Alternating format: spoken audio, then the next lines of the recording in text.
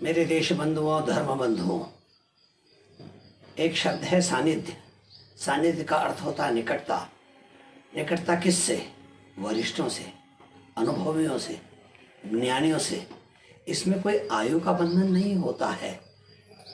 निकटता से लगाव पैदा होता है, जुड़ाव पैदा होता है। माँ और शिशु, शिशु जब माँ के गर्भ में रहता है तो वहीं से वो संस्कार ग्रहण करना प्रारंभ कर देता है। जब उसका जन्म होता है, माँ जब अपने गोद में लेती है और अपना आंचल निकाल कर उसके मुंह में देती है, अपना स्तन उसके मुंह में देती है, बच्चा दूध पीना प्रारंभ कर देता है। प्रश्न आकर खड़ा होता है कि बच्चे को दूध पीना किसने सिखाया? दूध कैसे पिया जाता है ये किसने सिखाया? दूध कहाँ से आता है ये उसको किसने सिखाया? 9 माह के माँ के सानिध्य के कारण प्रकृति उसे सब सिखलाती है। भगवान श्री राम का जब जन्म हुआ तो माँ कौशल्या ने भगवान राम को अपने गोद में लिया और अपने आंचल का दूध पिलाना प्रारंभ किया। उन्होंने प्यार से जब अपने निकट छाती से लगाया तो भगवान राम का एक कान माँ कौशल्या के हृदय से लगा और कान से माँ की वेदनाओं को संस्कारों के रूप में उन्होंने ग्रहण किया। बच्चा मुंह से तो माँ का दूध पीता है और कान से माँ की हृदय की वेदनाओं को, संस्कारों को वह ग्रहण करता है। यही जब भगवान राम को 14 वर्ष का वनवास हुआ, वे किंचित मात्र भी व्यथित नहीं हुए, दुखी नहीं हुए, क्योंकि उन्हें पता था कि उनका जन्म इसी कार्य के लिए हुआ है। यह था संस्कारों का प्रभाव। संस्कारों का प्रभाव पशु और पक्षियों पर मनुष्य की तुलना में अधिक होता है। एक तोता यदि गुंडे के घर में रहे तो वह गाली देना सीख जाता है, और वही यदि अगर साधु संत के यहाँ रहे तो वह राम राम कहना सीख जाता है। यह उस पर सानिध्य का प्रभाव होता है। इतिहास की दृष्टि में हम झांक कर देखें, कुतुबुद्दीन ऐबक ने जब चित्तौड़ का मैं राणा कर्ण सिंह को हराया और कर्ण सिंह को गिरफ्तार करके वह लाहौर ले गया।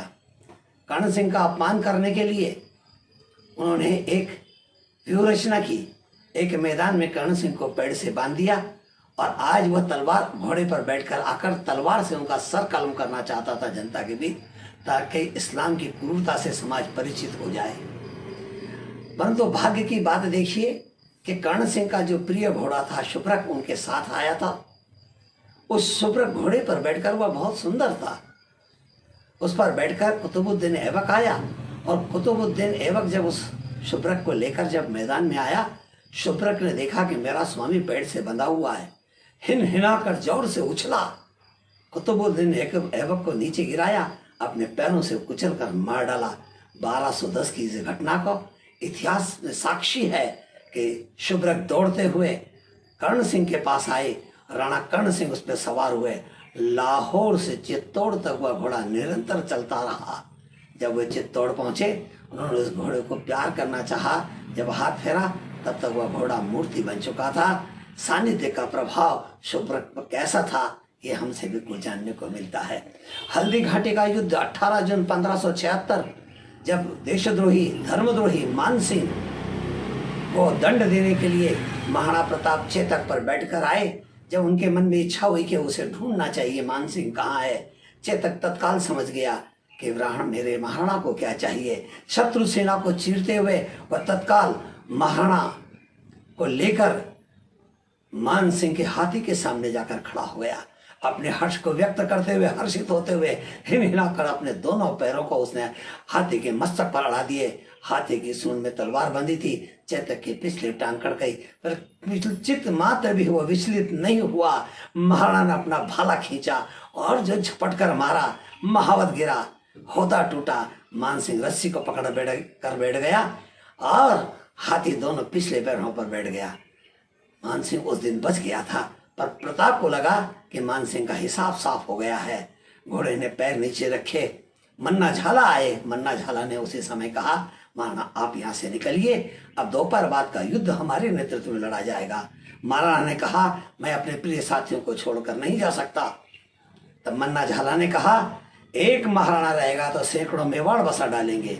इस मातृभूमि में मन्ना झाला जैसे लोग बलिदान हो जाएंगे तो ये वसुंधरा और वीरों को पैदा कर देगी। चेतक वहां से लेकर प्रताप को लेकर निकलता, 18 फीट चौड़े नाले को कूदता है और कूदते से प्राणांत हो जाता है। स्वामी भक्ति को हम देखें और महाराणा प्रताप के स्वाभिमान पूर्ण जीवन के सानिध्य को चेतक के स्वाभिमान के साथ, देशभक्ति के साथ जोड़कर हम देखें।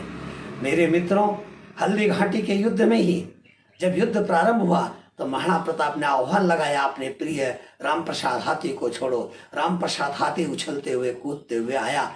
उसने तोपों की बाढ़ को ध्वस्त करते हुए रणमजादा अकबर बादशाह का हाथी लड़ने सामने आया, उसे मार गिराया। गजीयुक्ता को मार गिराया, रणमजादा को मार गिराया, 14 हाथियों को मार गिराया। उसके महावत को गोली लगी, उसे गिरफ्तार करके फतेहपुर सीकरी जब लेकर गए, जैसे ही उसके पैर में बेड़ी डाली तो उसने तत्काल समझ लिया कि मैं अब गुलाम हो गया हूँ। मेरे महाराणा स्वाधीनता की प्रतिमूर्ति हैं, मैं भी इनका कुछ कोई ग्रहण नहीं करूंगा। 18 दिन तक उसने घास पानी नहीं लिया, उपवासी रहकर अपने प्राणों का विसर्जन कर दिया। राणा के सानिध्य का प्रभाव पशु जाति पर कैसा था, इसे हम देखकर प्रेरणा ग्रहण कर सकते हैं। छत्रपति शिवाजी का प्यारा कुत्ता वाघ्या, जब छत्रपति शिवाजी की चिता रायगढ़ में चल रही थी 14 अप्रैल 1680, वाघ्या ने अपने स्वामी की जलती हुई चिता को देखा, दौड़ते हुए आया और चिता पर खड़ा होकर अपने आप को स्वाह कर गया। कैसा प्यार था उस वाघ्या कुत्ता का छत्रपति शिवाजी के प्रति, ये सानिध्य का प्रभाव था। इतना ही नहीं, यशवंतराव होलकर प्रथम लड़ते हुए भानपुरा के मैदान में बलिदान हो गए। वहाँ पगलिया ग्राम है, वहाँ पर उनका प्रिय घोड़ा महुआ बंधा हुआ था। उन्होंने उस चिता पर जलते हुए यशवंतराव प्रथम को देखा। देखते से उसको अपने स्वामी की विदाई देखी, आंखों से अश्रुधारा जल रही थी। 3 दिन तक उपवासी रहकर उसने अपने प्राणों का विसर्जन कर दिया। 28 अक्टूबर 1811 की यह घटना है। भानपुरा, मंदसौर जिला, मध्य प्रदेश, आज भी यह साक्षी है महाराणा के सानिध्य के प्रभाव की। देवी अहिल्या की प्यारी गाय थी श्यामा। श्यामा इतनी प्यार करती थी वे श्यामा को कि प्यार उसको महल के अंदर ही बांधा जाता था। जब भी माँ बाहर जाती, देवी श्री अहिल्या माँ जब श्यामा गाय के पास आती, घर की रक्षा करना माँ, मैं जा रही हूँ, लौट कर आती, गुड़ रोटी देकर फिर प्यार करती थी। जिस दिन देवी अहिल्या ने अंतिम श्वास ली, उसी क्षण श्यामा गाय ने भी अपने प्राणों का विसर्जन किया था। 13 अगस्त 1795 महेश्वर में। यह था सानिध्य का प्रभाव। झांसी की रानी लक्ष्मीबाई अपने बहादुर घोड़े पर बैठकर 4 अप्रैल 1858 को झांसी से निकलती है, अंग्रेजों से बचने की दृष्टि से और आगे की लड़ाई की तैयारी के लिए। कर 100 मील निरंतर पार, घोड़ा थक कर गिरा, भूमि पर गया तत्काल सिधार। ये जो कविता की पंक्ति है, इसको सार्थक उसने किया था बहादुर नाम के घोड़े ने। आज उस समय वो 100 माइल था और आज का 160 माइल कालपी है। वहां तक रानी को सुरक्षित पहुंचाया। रानी जैसे ही नीचे उतरी तब बहादुर घोड़े ने अपने प्राणों का उत्सर्ग कर दिया। रानी झांसी के सानिध्य का प्रभाव बहादुर घोड़े पर कैसा था, ये इतिहास साक्षी है। मेरे मित्रों, मैं निवेदन करना चाहता हूँ, दक्षिण अफ्रीका में झूलूलैंड नाम का द्वीप है। वहाँ बहुत मात्रा में हाथी पाए जाते हैं। शहर के लोग हाथियों का शिकार करने के लिए वहाँ निरंतर जाया करते हैं। वहाँ लॉरेंस एंथोनी नाम के व्यक्ति, जीव दया प्रेमी, वहाँ जाकर उन लोगों को समझाते थे कि तुम हाथियों का शिकार क्यों करते हो, ये हाथी अहिंसक जीव है, ये किसी का कुछ नहीं लेते, किसी का कुछ नहीं बिगाड़ते हैं, और तुम हाथी के बच्चों को मारते हो, ये ठीक बात नहीं है।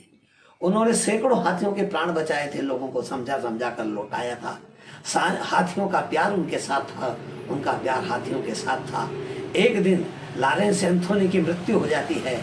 वे इतने प्रसिद्ध व्यक्ति नहीं थे कि जिसका समाचार टीवी या अखबार के माध्यम से समाचार फैले। जिस दिन उनकी मृत्यु हुई, इस संवेदना का समाचार हाथियों के पास पहुंचा। हाथी जंगल से निकलकर शहर आए, शहर से उस गांव में आए जो लॉरेंस एंथोनी का गांव था। उनके घर गए और घर के पास जो खाली जगह थी, 3 दिन तक वहां उपवास ही बैठे रहे।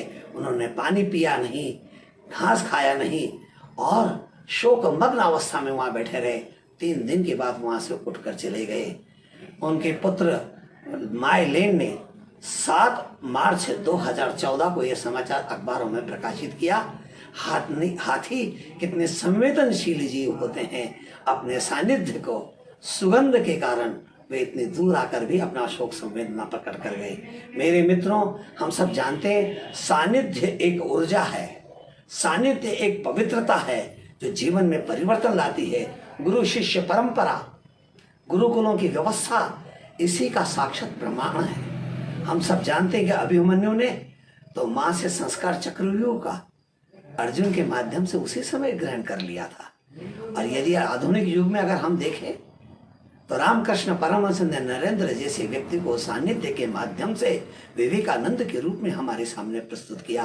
हजारों उदाहरण इसमें दिए जा सकते हैं। समय की सीमा, इसलिए मैं निवेदन करना चाहता हूँ, राष्ट्रीय स्वयंसेवक संघ में व्यक्ति निर्माण की जो प्रक्रिया है वहाँ 3 शब्द चलते हैं: सानिध्य, संपर्क, सहवास।